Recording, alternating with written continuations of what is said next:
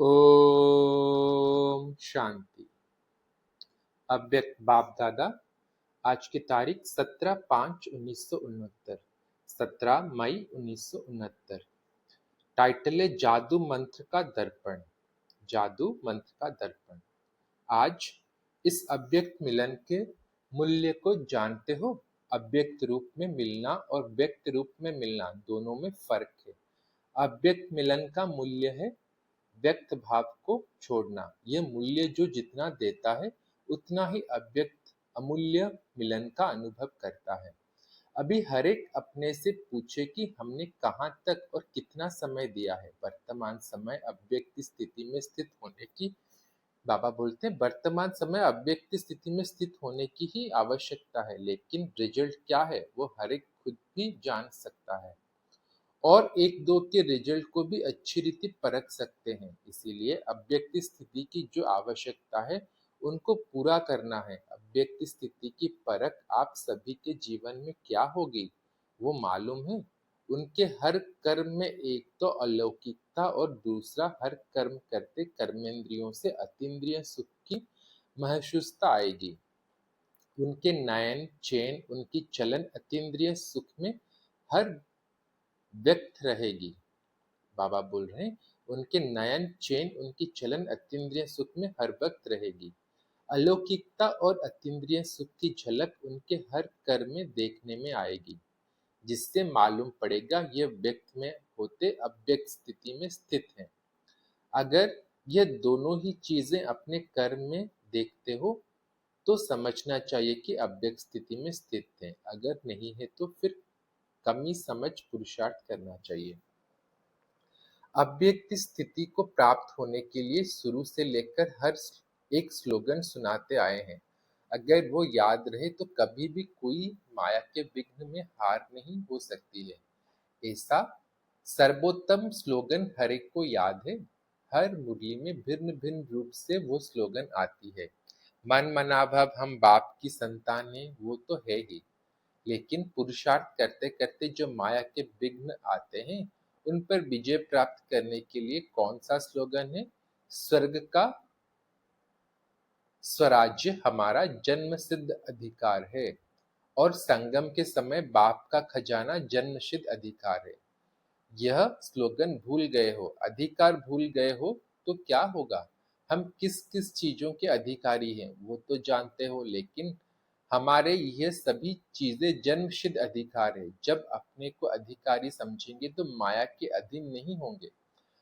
अधीन होने से बचने लिए बाबा बोल रहे हैं, अधीन होने से बचने लिए अपने को अधिकारी समझना है। पहले संगम युग के सुख के अधिकारी हैं और फिर भविष्य के स्वर्ग के सुख के अधिकारी और फिर भविष्य के स्वर्ग के सुखों के अधिकारी है।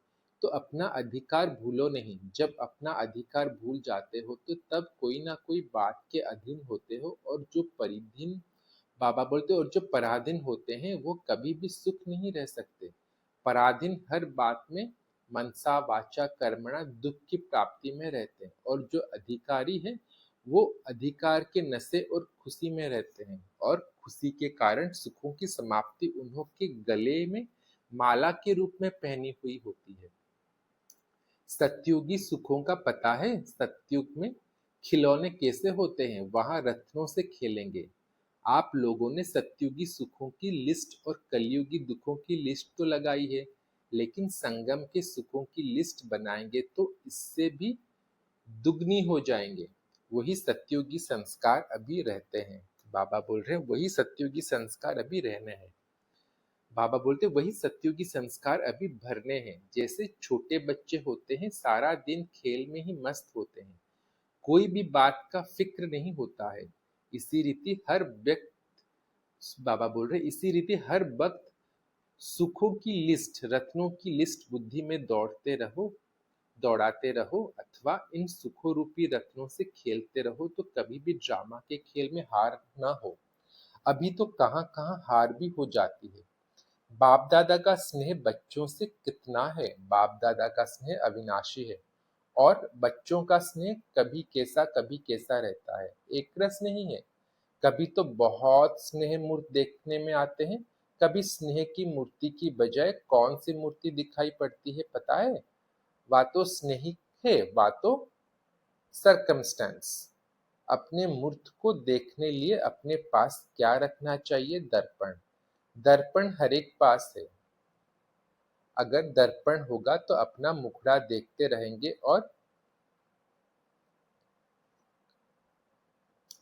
बाबा बोलते हैं, अगर दर्पण होगा तो अपना मुखड़ा देखते रहेंगे और देखने से जो भी कमी होगी उनको भरते रहेंगे। फिर बाबा ना आज बोले, बाबा बोले बाबा बोले बाप दादा का स्नेह बच्चों से कितना है? बाप दादा का स्नेह अविनाशी है और बच्चों का स्नेह कभी कैसा रहता है। एक रस नहीं है। कभी तो बहुत स्नेह मूर्त देखने में आते हैं। कभी स्नेह की मूर्ति की बजाय कौन सी मूर्त दिखाई पड़ती है पता है? वा तो स्नेही है, वा तो संकटमयी। अपने मूर्त को देखने लिए अपने पास क्या रखना चाहिए? दर्पण। दर्पण हर एक पास है। अगर दर्पण होगा तो अपना मुखड़ा देखते रहेंगे और देखने से जो भी कमी होगी उनको भरते रहेंगे। अगर दर्पण ही नहीं होगा तो कमी को भर नहीं सकेंगे। इसीलिए हर वक्त अपने पास दर्पण रखना, लेकिन यह दर्पण ऐसा है जो आप समझेंगे हमारे पास है परंतु बीच बीच में गायब भी हो जाता है। जादू मंत्र का दर्पण है, एक सेकंड में गायब हो जाता है। दर्पण कैसे अविनाशी कायम रह सकता है? उसके लिए मुख्य क्वालिफिकेशन कौन सी होनी चाहिए? जो अर्पणमय होगा उनके पास दर्पण रहेगा। अर्पण नहीं तो दर्पण भी अविनाशी नहीं रह सकता। दर्पण रखने लिए पहले अपने को पूरा अर्पण करना पड़ेगा, जिसको दूसरे शब्दों से बाबा बोल रहे हैं, जिसको दूसरे शब्दों में सर्वस्व त्यागी कहते हैं। सर्वस्व त्यागी के पास दर्पण होता है। अव्यक्त मिलन भी वही कर सकता है जो अव्यक्त स्थिति में हो। वर्तमान समय अव्यक्त स्थिति में ज्यादा कमी देखने में आती है। दो बातों में तो ठीक है, बाकी तीसरी बात की कमी है। एक है कथन, दूसरा मंथन। ये दो बातें तो ठीक है ना, ये दोनों सहज है। तीसरी बात कुछ सूक्ष्म है। वर्तमान समय जो रिजल्ट देखते हैं मंथन से कथन ज्यादा है। बाकी तीसरी बात कौन सी है? एक तो है मंथन करना, दूसरा होता है मगन रहना, वो होती है बिल्कुल लवलीन अवस्था। तो वर्तमान समय मंथन से भी ज्यादा कथन है। पहला नंबर उसमें विजय है, दूसरा नंबर मंथन है, तीसरा नंबर है मगन अवस्था में रहना। इस अवस्था की कमी दिखाई पड़ती है जिसको भरना है। जो मगन अवस्था में होंगे उन्हों की चाल चलन से क्या देखने में आएगा? अलौकिकता और अतीन्द्रिय सुख। मगन अवस्था वाले का यह गुण हर चलन से मालूम होगा। तो ये जो कमी है उसे भरने का तीव्र पुरुषार्थ करना है। पुरुषार्थी तो सभी है, तब तो यहाँ तक पहुंचे हैं, लेकिन अभी पुरुषार्थी बनने का समय नहीं है। अभी तीव्र पुरुषार्थी बनने का समय है। बनना है तीव्र पुरुषार्थी और बनेंगे पुरुषार्थी तो क्या होगा? मंजिल से दूर रह जाएंगे। अभी तीव्र पुरुषार्थी बनने का समय चल रहा है। इससे जितना लाभ उठाना चाहिए उतना उठाते हैं व नहीं, वो हर एक को चेक करना है। इसलिए कहा है कि अपने पास हरदम दर्पण रखो तो कभी का झट मालूम होगा और अपने पुरुषार्थ को तीव्र करते आगे चलते रहेंगे। अच्छा, आज कुमारियों की सर्विस की तिलक का दिन है। जैसे आप लोगों के म्यूजियम में ताजपोशी का चित्र दिखाया है ना, लेकिन आपकी सर्विस की तिलक के दिवस पर देखो कितनी बड़ी सभा इकट्ठी हुई है। इतनी खुशी होती है, लेकिन यह याद रखना जितने सभी के आगे तिलक लगा रहे हो इतने सभी आप सभी को देखेंगे। सभी के बीच में तिलक लग रहा है, यह नहीं भूलना। इतना हिम्मतवान बनना है। इस तिलक की लाज रखनी है। तिलक की लाज माना ब्राह्मण कुल की लाज। ब्राह्मण कुल की मर्यादा क्या है? सुनाया ना।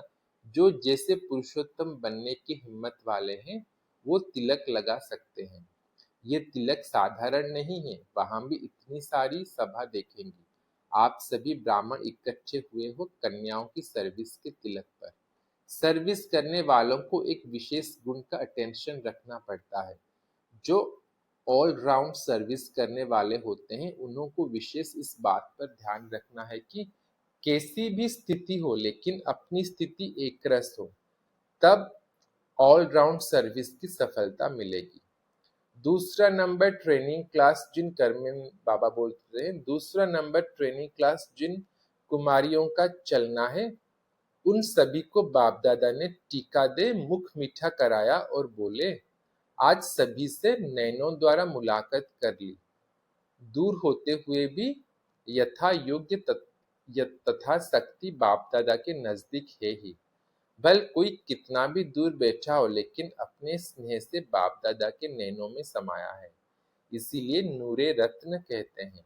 नूरे रत्न से आज नैनों की मुलाकात कर रहे हैं, एक दो से सभी प्रिय है। साकार में समय प्रति समय बच्चों को यह सूचना तो मिलती है रही, बाबा बोल रहे साकार में समय प्रति समय बच्चों को यह सूचना तो मिलती ही रही है कि ऐसा समय आएगा जो सिर्फ दूर से ही मुलाकात हो सकेगी।